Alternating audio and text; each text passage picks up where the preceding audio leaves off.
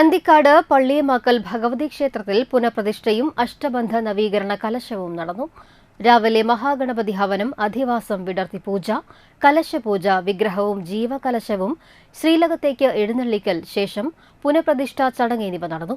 തുടർന്ന് അഷ്ടബന്ധ്യന്യാസം, ജീവകലശാഭിഷേകം, ബ്രഹ്മകലശാഭിഷേകം, ഉപദേവതാ കലശം, പരികലശാഭിഷേകം, വിശേഷാൽ പൂജ, സർപ്പപൂജ, മംഗളാരതി, ആചാര്യ ദക്ഷിണ എന്നിവ നടന്നു. ശേഷം അമൃതഭോജനമുണ്ടായിരുന്നു. ക്ഷേത്രം തന്ത്രി ചാഴൂർ ശ്രീമഠം ശ്രീകുമാർ തന്ത്രി ചടങ്ങുകൾക്ക് മുഖ്യ കാർമ്മികത്വം വഹിച്ചു. കേരള വിശ്വബ്രഹ്മ ശങ്കരാചാര്യ പീഠാധീശ്വർ ദണ്ഡിസ്വാമി സാധു കൃഷ്ണാനന്ദ സരസ്വതി മഹാരാജ് വിശിഷ്ട സാന്നിധ്യമായിരുന്നു. ക്ഷേത്രം ഭാരവാഹികളായ president Sarjan, secretary Sudheesh P V, ഖജാൻജി അനിൽകുമാർ എന്നിവർ നേതൃത്വം നൽകി.